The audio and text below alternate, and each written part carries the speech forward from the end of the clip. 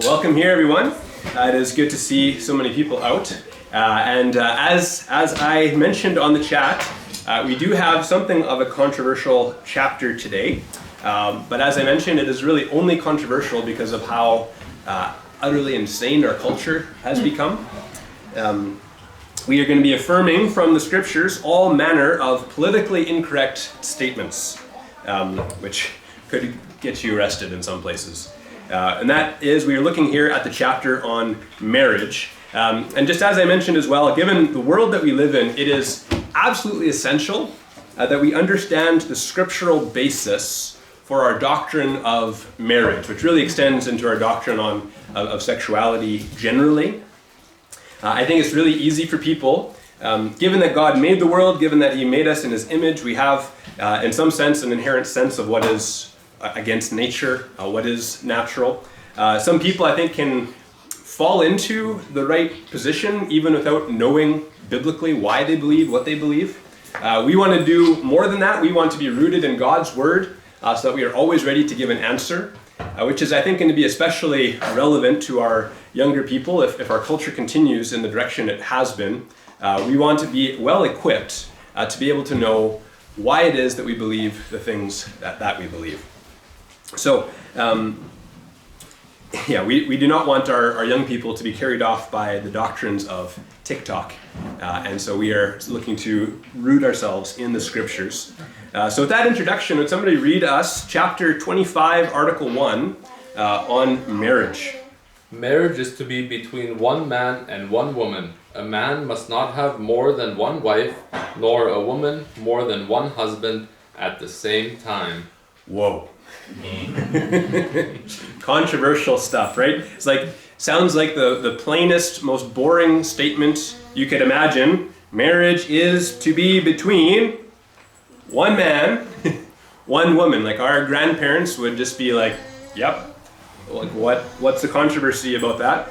Man must not have more than one wife, nor woman more than one husband at the same time. You think it should be a very simple statement that we wouldn't really have to defend, but in our day, we absolutely must. Right? We need to know why do we believe what we believe, why we believe what we believe. So, where do we get these ideas from? And related to that, who gets to define marriage? Right? Who gets to define marriage? We say, and even the conservatives, the Christless conservatives will even say, one man, one woman, like that's just the way it is, and they're right, but why? Where does this come from? Well, who invented marriage? Who invented marriage? Well, God did.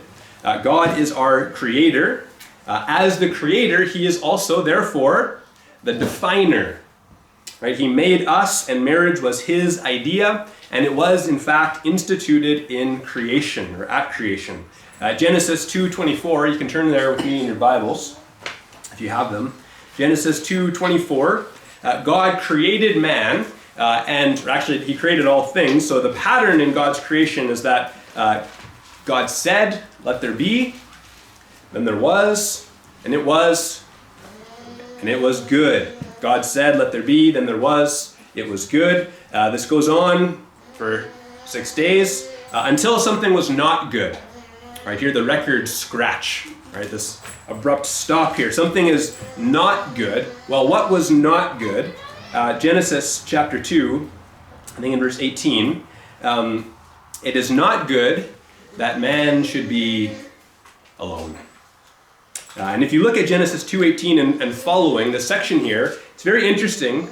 God determines to make Adam a helper, and then we have the naming of the animals in the middle of this, and it's actually relevant. The naming of the animals is actually part of the story here of the creation of woman. So if you follow with me through the text here, notice verse 18, God says it's not good for man to be alone, and so God determines to make a helper fit for him. A helper fit for him. Hebrew, one of the only Hebrew phrases I know, ezer kenegdo. That is a suitable helper, a helpmeet, corresponding to him, equal opposite him. And so God says this, God determines to do this, and then God has Adam go and name all the animals. Right? He goes through all of them, and verse 20 says, and there was not found a helper fit for him.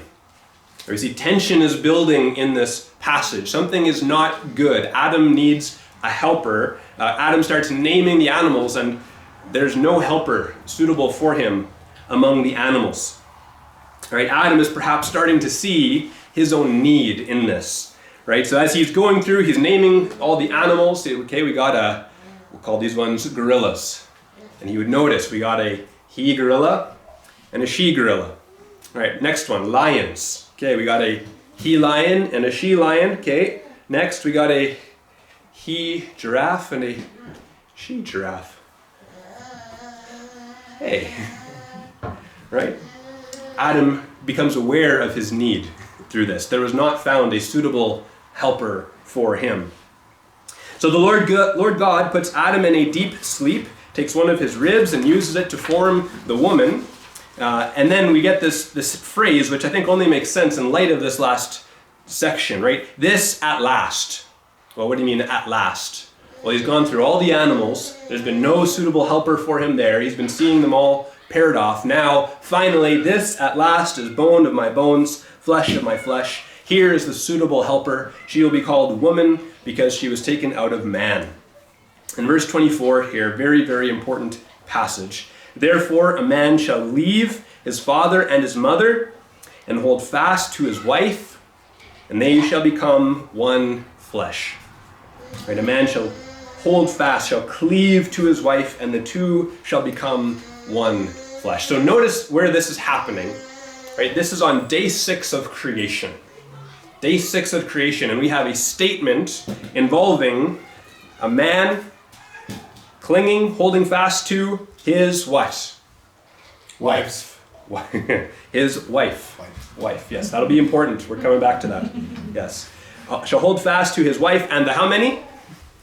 One. The two shall become one. Yes. And the two shall become one flesh. So right here we have in Scripture, on day 6 of creation, the day man and woman were created, we have the institution of marriage. Right? The words are here, right? The two becoming one flesh. So who defined marriage? Answer, God did. And if we were to derive a definition just from this little passage, I am not very good at setting this thing up apparently, we would say marriage is one man, one woman, as tall as he is,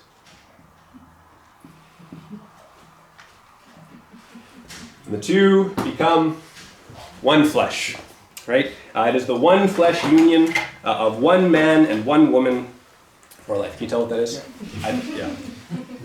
Man, woman. You can tell she's female by the skirt. Right. And the hair. We still use this image, by the way, right? Right. It's normal. Exactly. I saw a question though. It's like, how do you know which bathroom to use in Scotland? The full dress with the bottom kilt. Wearing the kilts. It's the long hair. No. Anyway. But we have this as the definition, right? A man shall leave his father and mother, the two become one flesh. So if I were to give a biblical ideal, the biblical definition of the ideal for marriage, God's intention at creation, it is the one flesh union of one man and one woman for life, which we find out in Ephesians forms a picture of Christ in the church. Right? Forms a picture of Christ in the church. So now I promised controversy. Here is where the arguments about marriage equality are not really about marriage equality. Right? Anybody heard the argument we need to push for, be in favor of marriage equality? What's that talking about?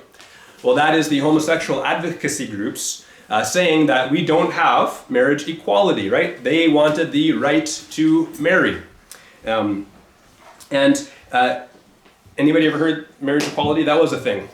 Like, I don't know how many years ago, but that was the language being used in the debate, was over marriage equality. Now, it's interesting, you can do a lot to win an argument by how you frame the debate, right? By how you set up the discussion. So this group says they are promoting marriage equality. Well, what does that imply?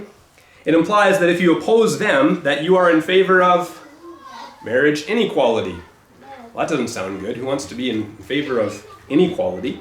Right, so by framing the debate in that way, saying this is about marriage equality, you've actually already taken some ground. You've taken some very important ground, in fact.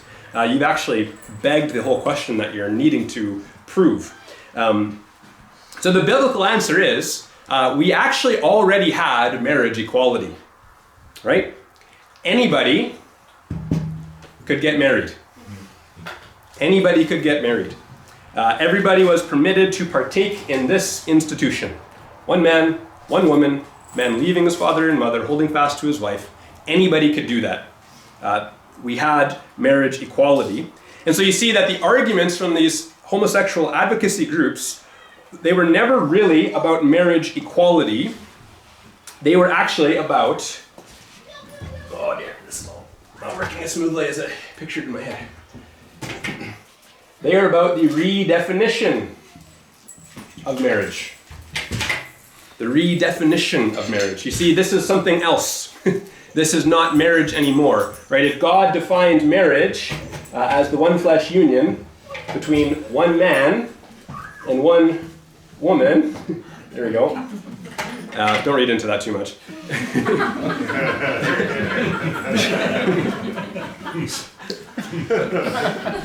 Oops. Yeah. Anyway, if God defined it as the one flesh union of one man and one woman, then what we see is that the argument really is about the redefinition of marriage, right? They wanted society, they wanted the state, they wanted the church to call something a marriage that is not a marriage. Right? They wanted to change the definition God had given at creation. That's what the argument was about. Right? So two men together, not a marriage. Two women together, not a marriage. A man and his dog, not a marriage. Right? A person and themselves. I'm sure you guys have seen some of the ludicrous things that people are calling marriage today, right? Not a marriage. Why? How do we know? God defined marriage. Right? It was a creation institution. And this, I think, is one of the really, really important arguments that gets missed a lot of the time in these debates on homosexuality. Right? So there are actually 6 passages that very clearly name and condemn homosexual behavior. If you start reading the revisionist scholars, they call these the clobber passages. Right? So these are the passages Christians will use to throw at, to beat over the head the homosexuals, right? So passages like Leviticus 18, that says this is an abomination if a man lies with a man as with a woman. Romans 1, right? God gives them over to do what ought not to be done, right? They're men lusting after other men. 1 Corinthians 6, those who, the effeminate men and the arsenokoitai, the man-betters, the homosexuals, will not inherit the kingdom of heaven, right? These are the quote-unquote clobber passages. And so that ends up being where most of the debate is when you have this topic, is around those passages. And the fact is, those passages are really, really clear, and none of the revisionist scholars' attempts to get around them work. They really just don't. But the fact is, even if none of those passages were in the Bible, we would still have to conclude that homosexuality is sin. Why? Because the Bible gives us a positive definition of what marriage is, and makes it very clear that all sexual activity outside of the covenant of marriage is sin. Right? So those two things together, any sexual activity outside of marriage is sin. It's fornication, it's adultery, porneia of various kinds. And so it is to be confined to marriage, all sexual activity to marriage, and marriage is positively defined. One man, one woman, in a one flesh union. And so if we know what something is, we don't actually need an exhaustive and full, complete list of everything it isn't. Right? The Bible doesn't need to go down the list and say, this isn't a marriage, and this isn't a marriage, and this isn't a marriage, and this isn't a marriage. Don't do this, don't do that, don't do this, don't do that. And we actually do have a lot of that too. But it wouldn't be necessary because we have the positive definition of what marriage is. And so one of the arguments you'll often hear is, well, Jesus never said anything about homosexuality. Anybody ever heard that one? right? Jesus never addressed this. They were kind of implying that unless Jesus said it, it's not authoritative, which we would reject outright anyway. But let's just buy their, for the sake of argument, take them on their terms. Say, okay, well, if we were to grant the assumption, the fact remains, Jesus actually does have something to say on this topic. It's true, he never specifically uses the word arsenokoitai or any of the related terminology to homosexuality, but Jesus does actually give us a positive definition of what marriage is. Right, so in Matthew chapter 19, verses 4 and 5, the Pharisees come and ask Jesus a question about divorce, and how does Jesus answer? How does Jesus answer? He says this. Have you not read the Old Testament? Yep. Have you not read that he who created them from the beginning made them male and female, and said, therefore a man shall leave his father and mother and hold fast to his wife, and the two will become one flesh. So they are no longer two, but one flesh. What therefore God has joined together, let not man separate. Right, so Jesus is asked a question, something pertaining to marriage, and what does Jesus say? He quotes Genesis. Right, he points back to the creation account where marriage was instituted and says, this is where you go if you want to answer questions about marriage. Right, this is what God's normative intentions are. This is where our conduct is to be judged. This is where we go to get an answer. He goes back to the institution of marriage and says, this answers your question. Right? So, how does Jesus view marriage? One man, one woman, joined by God into a one flesh union. Right? God's intention from the beginning. Jesus quotes it, affirms it, holds people accountable to that. So, back to that question, well, Jesus never says anything about homosexuality. Well, he didn't need to, because he did tell us what marriage is. You see the strength of that? Right, Jesus quoted Genesis, pointed back to that. Ephesians 5 further strengthens this definition.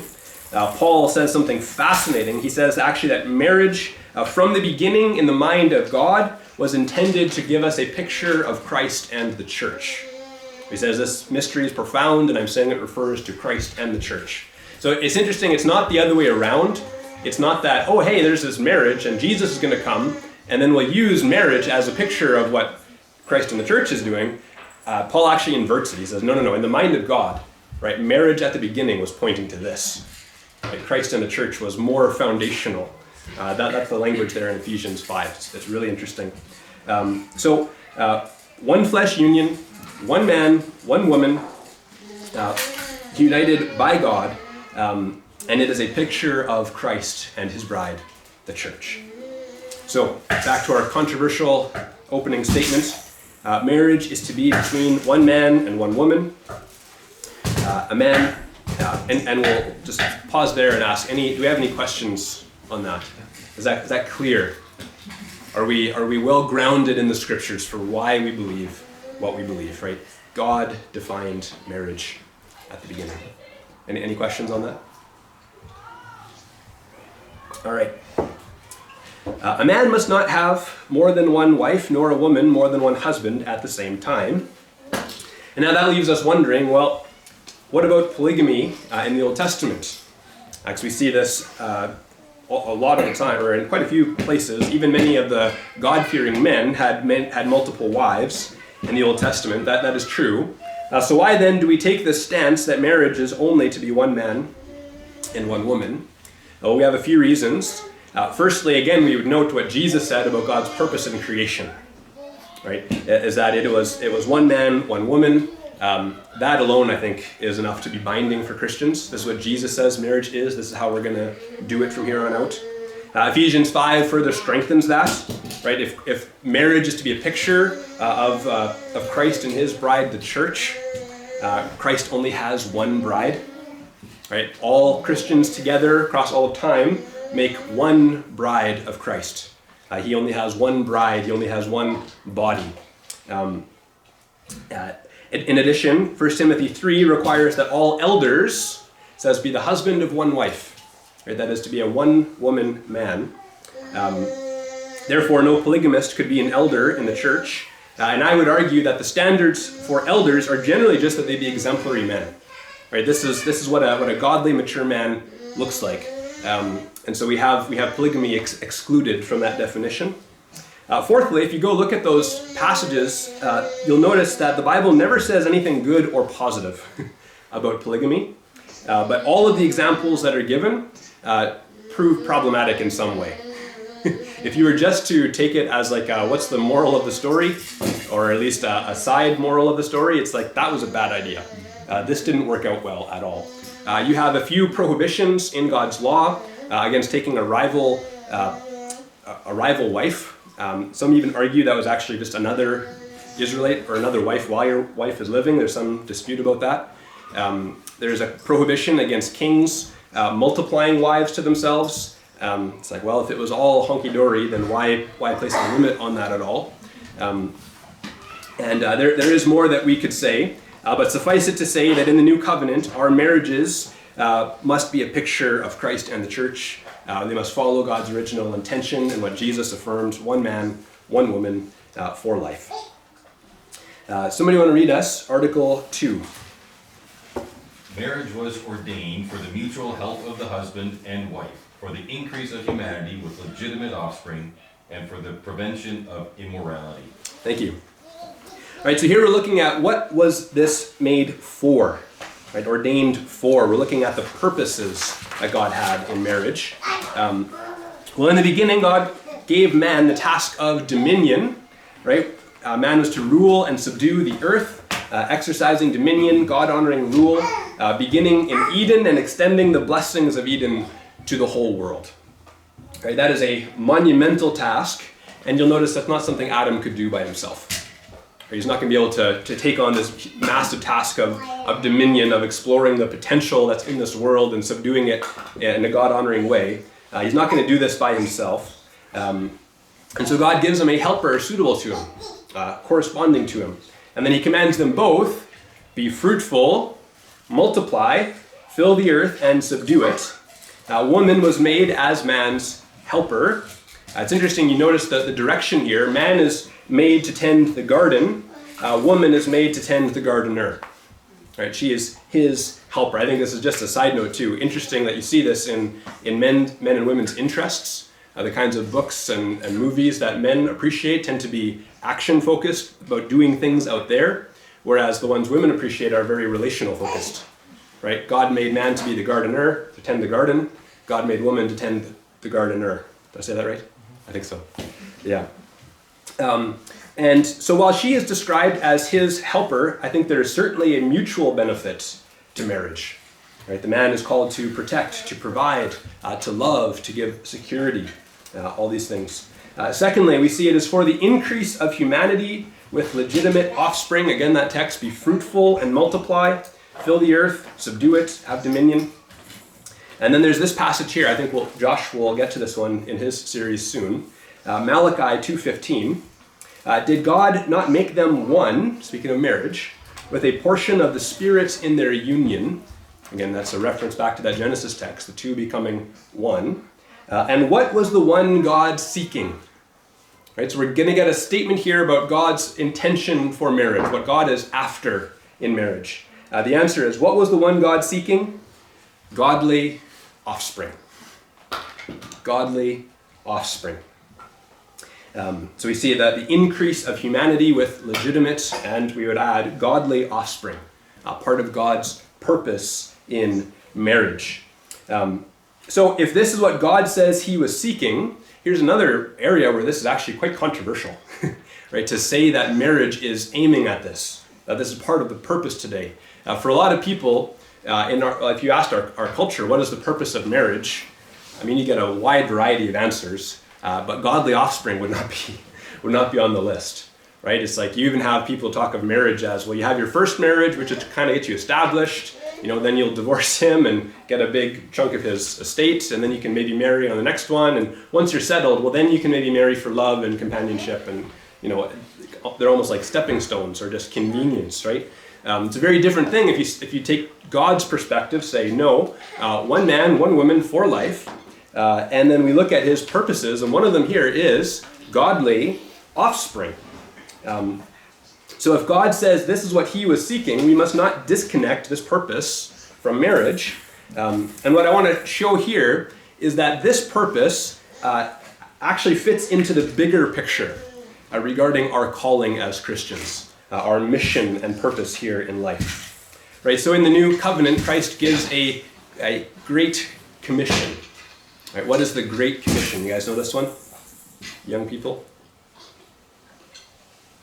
Great Commission, go to all the world, make disciples. Yes, disciples of all nations. And one of the things we need to understand here is that in the command to be fruitful and multiply, to produce godly offspring, right? Well, that's related, right? That's part of what we're doing, right? God commands all parents, bring up your children, commands fathers, bring up your children in the discipline and admonition of the Lord, right? Let your children be godly, raise them as disciples of Christ. And it's interesting, we don't often think of it this way, but this is probably the primary way that God has been building his kingdom through history, is through parents being fruitful, multiplying, bringing up their children in the disciplined admonition of the Lord. So we need to see that, for many of us, especially as moms here, our children is like our primary task. This is what takes up the majority of our time in our lives. What I want to encourage you with is to not see this as something separate and disconnected from the calling that God has placed on you. That this is not disconnected from the purpose of God and the mission of God in the world. But God has set up the home to be a potent vehicle of discipleship. Children are born into homes and then raised and trained by the two people they love and trust most through their formative years. Could you ask for a better discipleship program than that? So we'll jump ahead here a little bit. So yes, having children, therefore, should not be viewed as something to help pass the time or just to ensure that we'll have people to take care of us when we're older. Children are not simply accessories. They are not simply a cuteness factor to add to your Instagram page, right? They are a vital part of how we must fulfill the mission God has given to us. And they are part of what God is aiming at in marriage, godly offspring. Now, I should mention as well that they are not promised or guaranteed. There's no passage in Scripture that says every Christian couple will be able to have children. So I don't want to make somebody feel like they are lesser or not part of the kingdom if they don't have this as part of their lives. That may very well be in the providence of God. That doesn't make anybody, there's no such thing as a second-class citizen in the kingdom. But I feel it's important to address this just because of where our culture is on this question. So ordinarily, every Christian couple should be open to children. What was the one God seeking? Answer, godly offspring. And this has relevance as well, as far as Christians being open to welcoming children. I think the most important thing in relation to this next point is that we must ensure that none of the birth control methods are going to be abortifacients. Basically, birth control pills can end pregnancies. One of the mechanisms that they use actually ends a pregnancy. It makes the womb into a hostile environment, does not allow a fertilized egg to implant. And so as Christians, we believe human life begins at conception. Our counsel is stay away from anything that could potentially end a human life, that could potentially violate the sixth commandment. IUDs as well can do that. Anything that destroys an embryo is unlawful for a Christian. We need to believe that children are a blessing from the Lord and a heritage. We need to agree with God about them. We need to see this as one of his purposes in marriage. So yes, for the increase of humanity with legitimate offspring. Next, looking at the, any questions on that section?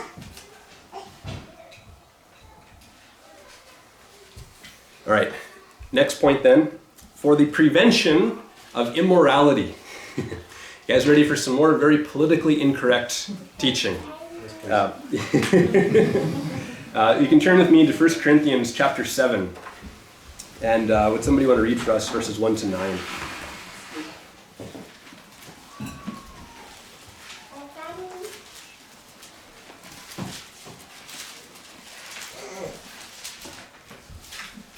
Now concerning the matters about which you wrote, it is good for a man not to have sexual relations with a woman, but because of the temptation to sexual immorality, each man should have his own wife, and each woman her own husband. The husband should give to his wife her conjugal rights, and likewise the wife to her husband. For the wife does not have authority over her own body, but the husband does. Likewise, the husband does not have authority over his own body, but the wife does. Do not deprive one another, except perhaps by agreement for a limited time, that you may devote yourselves to prayer, but then come together again, so that Satan may not tempt you because of your lack of self-control. Now as a concession, not a command, I say this. I wish that all were as I myself am, but each has his own gift from God, one of one kind and one of another. To the unmarried and the widows I say that it is good for them to remain single, as I am. But if they cannot exercise self-control, they should marry. For it is better to marry than to burn with passion. Thank you. So, because of the temptation to sexual immorality, each man should have his own wife and each woman her own husband. Right, so what is that saying? Well, we're looking here at God's purposes for marriage. Here is one of them for the prevention of immorality. Right, sanctification, if we could put it in a word, is one of God's purposes. So, sexual temptation is strong. Because of the temptation to sexual immorality. This temptation is strong. What is the biblical solution outlined in this passage? Marriage. Marriage is the answer to this what we call problem of temptation being strong. We would not say it's a problem, we'd say it's good and glorious in God's intended purposes, but taken out of God's context, it becomes very problematic. Sexual temptation is strong. The answer is marriage because of the temptation to sexual immorality. Each man should have his own wife, each woman her own husband. And I just want to address here briefly. I remember hearing a lot as a teenager these passages on how singleness is this great gift. And it was claimed that, well, if you're not married, God must have granted you the gift of singleness. And I think that was a very poorly applied interpretation. I think they were missing what that section was about. Paul is talking there about people who do not have this, verse 9, right? Those, if they are not burning with passion. Those who do not struggle with this, who can be content as single people, said, well, yes, there are some benefits to that for a life of ministry.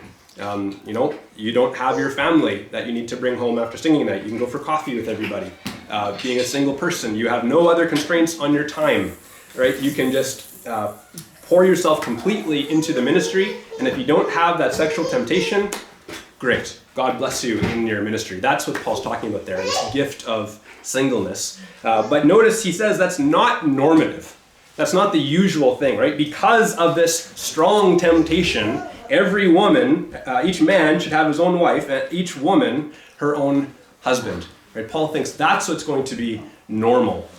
So to those who are struggling, who want to be married and are not finding a spouse in God's providence, the passage to point to is something more like Philippians 4:13, right? That Paul has learned the secret of contentment in every circumstance, right? Or 1 Corinthians 10:13, that there's no temptation that will overtake you, that God will not also supply what you need to endure it, right? So the grace of God is sufficient for every circumstance. That's where we point our people who do not have the gift of singleness, who are unhappily single.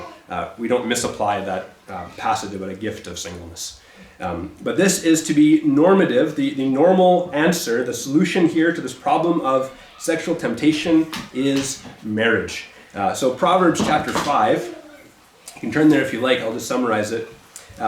This passage gives a warning against adultery.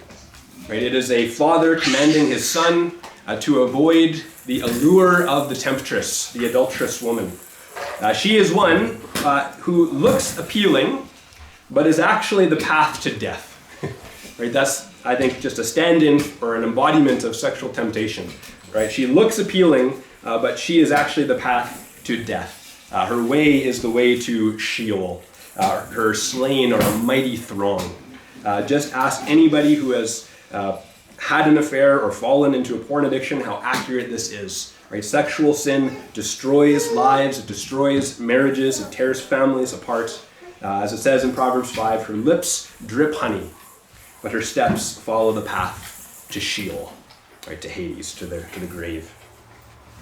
And so instead of following after the adulteress, the young man is commanded, Proverbs chapter 5, verse 15, drink water from your own cistern, right, flowing water from your own well. Should your springs be scattered abroad, streams of water in the streets, let them be for yourself alone and not for strangers with you. Let your fountain be blessed, and rejoice in the wife of your youth. A lovely deer, a graceful doe, let her breasts fill you at all times with delight. Be intoxicated always in her love. Right? Same idea, 1 Corinthians 7. Because of the temptation to sexual immorality, each man should have his own wife, and each woman her own husband. What is the biblical solution to sexual temptation described here? It is marriage. Right, don't go after the adulteress. Drink water from your own cistern. So we see here one of God's purposes for marriage, therefore, is sanctification. Right, the prevention of sexual immorality. So growing in holiness, avoiding sin, fighting temptation, this is one of the God-ordained purposes for marriage. So we see then that there's going to be some very important duties which follow in marriage. Right, 1 Corinthians 7, I hope you kept your finger there. The husband should give to his wife her conjugal rights, and likewise the wife to her husband.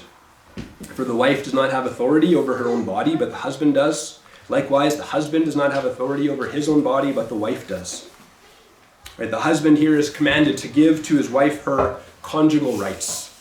Right, he must perform his marital duty. Right, by getting married, there are certain obligations upon him to his wife, is what that's saying. Now we often talk about the headship and the husband's authority in marriage. Well, look at verse 4. We see here's one area that the Bible says the wife has authority. It says she's got authority over his body. Right? He owes this to her by virtue of the marriage covenant. That's part of what they have committed to. They're giving themselves to one another. And likewise, vice versa, the wife does not have authority over her own body, but the husband does. Right? She too must perform her marital duty. This is something she owes to him. Right? That's the language of duty. Her body is not her own, it is her husband's. Right? So by covenanting together in marriage, this is part of the commitment we are giving ourselves to one another. And so verse 5 summarizes, do not deprive one another, except perhaps by agreement for a limited time, that you may devote yourselves to prayer. So a time of prayer and fasting, basically, is what Paul points to here. But then come together again, so that Satan may not tempt you because of your lack of self-control. Right? So this issue of sanctification ought to be at, I think, the heart of discussions about sexuality in marriage. And this is a common debate, I think, in couples counseling. How often? Right? What kind of frequency here? Because no two people are identical, no two people will ever have the exact same drive in this regard. And so the biblical command is for each spouse to be accommodating to one another. To be accommodating. Do not deprive each other, except perhaps by agreement for a limited time. So you notice withholding sex is not a tactic to punish your spouse because you're grumpy about something. It is not a bargaining chip to help you get what you want in a debate. This is part of, it's actually not yours to withhold. Right? By entering into the marriage covenant with this person, your rights over your body become theirs. That's part of what marriage is. You don't have authority over your body, and they don't have authority over theirs. One of the biblical purposes for marriage is sanctification. Sanctification. And I think there's something that that follows from this, if we're looking at it this way, saying, well, I want to grow in holiness, I want godliness as part of why I'm looking to pursue marriage, well then, you see that it follows that you should never bother dating until you're ready to get married. Right? If the goal is sanctification, then why would I put myself into an environment where temptation is going to ramp up like crazy? Which is what dating does, right? Men and women, unmarried, interested in each other, spending a lot of time together, that is where temptation is just going to go through the roof. Right? If your goal is sanctification, that's one of the ends that you're pursuing in marriage, well then it would be totally counterintuitive to put yourself into temptation's path. Right? So do not date until you are ready to get married. Do not increase temptation when the goal is to actually remove temptation. The prevention of sexual immorality, sanctification, one of the purposes of God in marriage. Any questions on that section?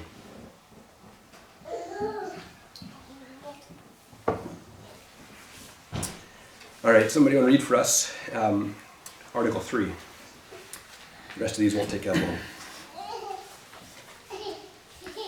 Everyone who is able to give rational consent may marry, yet Christians are to marry in the Lord. Therefore, those who profess the true religion should not marry unbelievers or idolaters, nor should the godly be unequally yoked by marrying those who lead evil lives or hold to damnable heresy. Thank you. So 1 Corinthians 7:39 says that a wife is bound to her husband as long as he lives, but if her husband dies, she is free to be married to whom she wishes, only in the Lord. Right, so for widows there, and undoubtedly applying to all believers, the requirement is that if you're going to get married, you get married in the Lord. Right, this is a fellow believer. Right, Christians must marry only other Christians. So 2 Corinthians 6:14, do not be unequally yoked with unbelievers. For what partnership has righteousness with lawlessness? Or what fellowship has light with darkness? What accord has Christ with Belial? Or what portion does a believer have with an unbeliever? What agreement has the temple of God with idols? Now it could be objected, hey, Pastor, that's not talking about marriage, and you'd be right, but it's talking about close partnerships between believers and unbelievers, and there is no closer partnership than marriage. So it's not specifically addressing it, but it is probably the clearest example of where it applies. In order to have an effective partner in anything, you need to have certain things in common, right? At the very least, you need to have the same goals. In order for your partnership to work, you have to be aiming the same direction, trying to go the same direction, trying to accomplish the same things. Paul uses the analogy of being unequally yoked. Right, so that would be trying to have two uneven animals hitched together. Right, so if you have one that's just way stronger and bigger and faster than the other, you have a weak, sickly one, and you put a wooden yoke on those two and try to get them to drive the plow. Well, that's not going to go straight. Right, you're not going to be able to make progress because they're not equally yoked. You might end up going in circles as the stronger one pulls harder. And so that's the image here. Do not be unequally yoked. You need a partner who is like you in the right ways. And so Christians are told to be wary of partnerships with unbelievers, for at the foundational level, we do not have the most important things in common. Marriage, among other things, is a partnership. It is a close and lifelong partnership. And so a Christian will have very particular goals in marriage. We've been looking at some of them already. There is a mission in the Christian home. We are aiming at the glory of God in our marriages. And so if you are with an unbeliever, they will not share your mission. They're not aiming at the glory of God. They're not trying to do the same things with your home and with your children and with the direction of your lives. Right? You're on separate paths. They will have different set of answers about what the purpose of marriage and the purpose of family is. So we have this instruction from God, do not be unequally yoked with unbelievers. So we need to teach this to our children. They need to understand the why. You who are not yet married, I say, do not even look at unbelievers as possible marriage partners. Right, young ladies, if you marry an unbeliever, he will not lead you spiritually. Right, he will not point you to Christ. He will not be a godly father for your children. He will not lead in family worship. He will not share your values in discipline or in the direction of the family as a whole. He will not make a good partner, for he's not aiming at the same thing. Right, do not be unequally yoked. Young men, if you marry an unbeliever, she will have no interest in submitting to you out of obedience to Christ. She will not care about establishing a godly home. She will not be interested in discipling your children to follow Christ. She will not seek to be a hostess, aiming to use hospitality as a means for evangelism or building up Christian community. She will not care to pray for you or with you or your children. Chances are good that a young woman catechized by the world will have a very different view about the purpose of marriage and family. You are free to marry, but only in the Lord. Right? Do not even consider dating an unbeliever. It is sin. We will not perform your wedding. If you come to us, Pastor, can you marry us? If you bring an unbeliever, no. In fact, we have to place you under church discipline. And that is the kindest thing we could do for you. But yes, everybody is free. Everyone who is able to give rational consent. That means you're capable mentally. You can make grown-up decisions for yourself. But you must only marry believers. Final article, and we'll close here. It'll be very short. Somebody want to read number 4. Marriage should not occur within the degrees of blood relationship or kinship that are forbidden in the Word. These incestuous marriages can never be made lawful, so that individuals may live together as husband and wife by any human law or consent of the parties involved. Right. So just saying you may not marry a close relative. Leviticus 18 outlines what those close relations are. If you want to go see them, you can. It's saying that there are no circumstances where such an arrangement ever becomes lawful, right? Even if the law of the land says so, or any human law, or a consent of the parties, or if both people say, well, we want to, so it's okay. It's like, well, no. Again, God is the one who defines the parameters for marriage. So I don't think that should be too controversial here. So not too much needs to be said, but we'll end there.